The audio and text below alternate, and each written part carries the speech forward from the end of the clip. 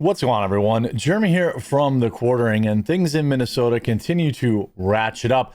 Although this morning, Tim Walz has finally reached out to Donald Trump and asked them to work together. I don't really know what that means exactly, because Minnesota has been completely unwilling, not the people of the state, well, some of the people, but the government has been completely unwilling to, say, open the books on all the potential fraud in their food stamp program.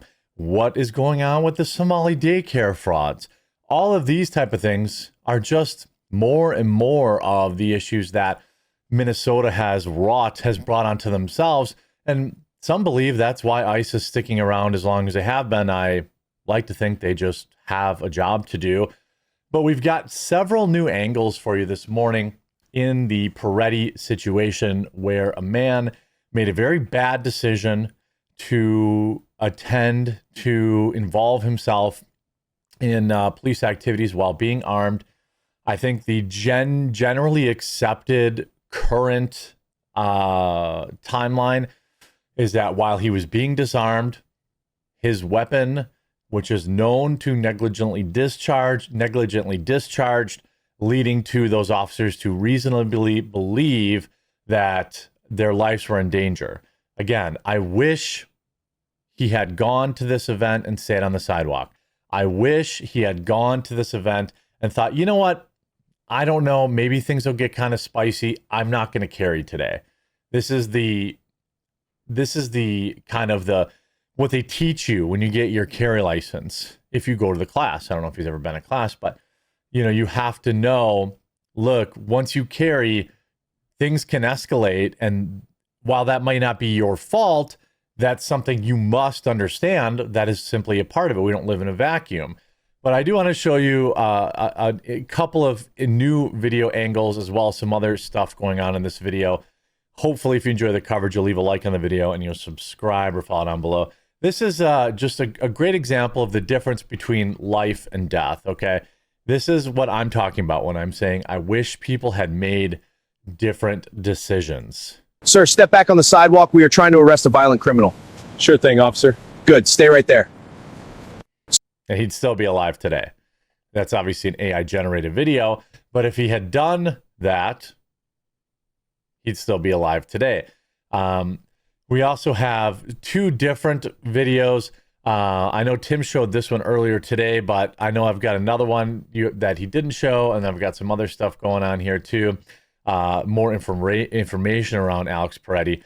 But we do have this footage that I think also leads to, there's basically two scenarios here. One, there was the negligent discharge, which led to spooking the officers after someone had already declared out loud that he was armed, and thus I believe it was a good shoot. The other one is these officers reasonably perceived, after being warned that he was armed, when he had reached to his back, to his holster, and swung his arm back around.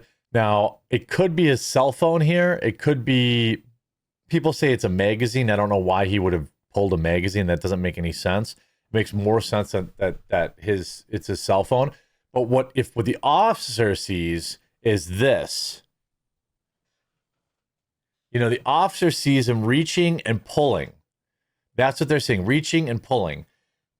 That's all they see. It doesn't matter if it's a tennis ball in your hand. The officers have been warned that you're armed, and they see you reach behind into your waistband and pull.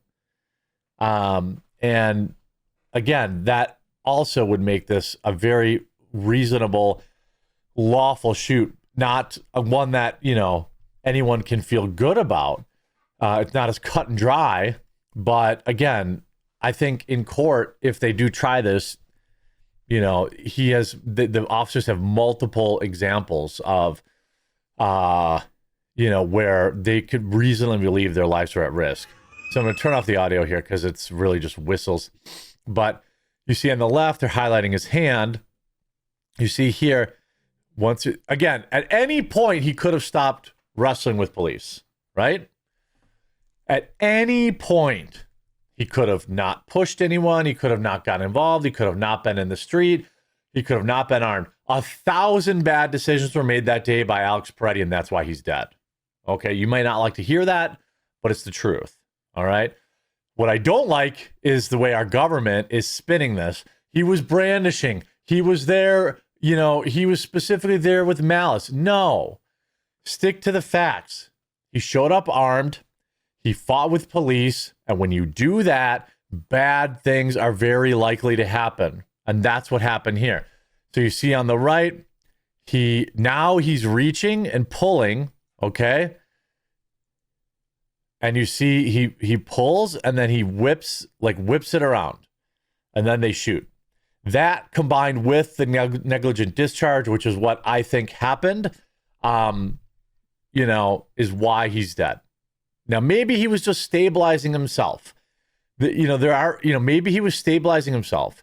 And he was like, but look, he very clearly looks behind his back and then maybe he sees, oh no, my weapon's gone. And he always had the cell phone in his hand. But again, you have this like, you know, all the officers see is you reach behind your back and come out with, you know, a square looking black object. You know, they also point out, Officer Liu points out, if he had not been disarmed, he probably would have pulled his weapon at this point. That's probably, well, we can't say that for sure, but I can say that it's reasonable that the police might think that. And we also have this angle here. I couldn't find the original video, so we'll have to deal with Myron's commentary here, but it's fair and accurate. So we have this here. Okay. Watch, the officer is saying, I mean, by the way, these people are in the street interfering. Boom, you push the lady, get the fuck out of here. Yeah, get out. All right. And then this one comes near him, pushes her back too. Now, right here, Alex Peretti puts his hands on the police officer, inserts himself into the fight rather than simply stepping away and getting out of it. Again, nobody's showing this, but he's got his hands on the ICE officer right here. And then this guy puts his hand on the fucking idiot, bro. Yes, he's right. Why would you do that? He's right. Mind your business. You're armed. And you're touching a fucking ICE agent in Minneapolis where these niggas are on high alert, bro. Like, come on, man. Common sense. 100% right. 100% right. So then he gets the spicy spray. And again, for almost a full minute, he's wrestling with officers on the ground. He's resisting arrest. Okay. This idea that the officer just walked up and took him out is simply not true. I also want to show something. This is the sidearm that Peretti had that day. This is why I'm pretty sure we had the ND, the negligent discharge, as the officer was disarming him. Just watch what happens. And this is a known issue. I could pull up dozens and dozens of videos of it. Watch this. Put some input into the slide somewhere. Will it go off again? Will it release? Let's see. That's it. That's all it took. And it fired. That's all it took. So it's entirely possible that when those officers were, you know, struggling to disarm him, it went off. That's what my running theory is. The negligent discharge happened while he was being disarmed, and it led to the escalation that never would have happened if he wasn't scuffling with cops or armed. By the way, the individual that they were trying to protect was Jose Hirata Chuma, who has a domestic charge, attempts to inflict great bodily harm, disorderly conduct. This is who they were trying to unarrest and free. Okay, this wasn't a little kid, right? Also, Alex Peretti was also actively tracking and targeting ICE in secret Minnesota Signal group chat. We've got more to talk about this Signal chat later. A neighbor just told the Mirror US the man who, after on and found out, was deep in an anti-ICE rapid response signal network designed to hunt down agents, dox them, swarm locations, and interfere with operations. Independent journalist Cam Higbee infiltrated that group and confirmed it. This was not a random bystander. He was a part of an organized resistance coordinating harassment of federal law enforcement. And again, he's allowed to be there. He's allowed to yell whatever he wants for the most part. He's allowed to protest, but he is not allowed to fight with police, period. And being armed is only making it 1,000 times worse. The complex far-left network that helped Alex Peretti put Alex Peretti in harm's way, including encrypted chats and street alerts. Okay? The skirmish that led to Saturday's incident of an agitator by Border Patrol agents in Minneapolis and the response that followed were driven by a complex network of far-left organizations with a wide range of causes, a Fox News digital investigation found. A coordinated web of encrypted chats, street alerts, and tracking of ICE abductors in a sophisticated database reviewed by Fox News Digital shows that agitators were already mobilized at the scene where 37-year-old Alex Peretti lost his life minutes before anything ever happened. ICE and Border Patrol agents were there to arrest an illegal immigrant criminal, and Peretti and others were there outside a donut shop to meet them as part of a strategic pattern of organized interference with law enforcement operations. Over the following hours, a national network of socialist, communist, and Marxist-Leninist cells in the United States leveraged the tragic incident into nationwide protest operation. While grief and outrage over Peretti's passing is genuine, the network's real-time rapid response using short, sensational video clips and emojis as weapons of propaganda offers a window into disciplined logistics, messaging, and a coordination of far-left warriors fomenting insurgency-like confrontation with authorities. This guy was not minding his own business. Okay?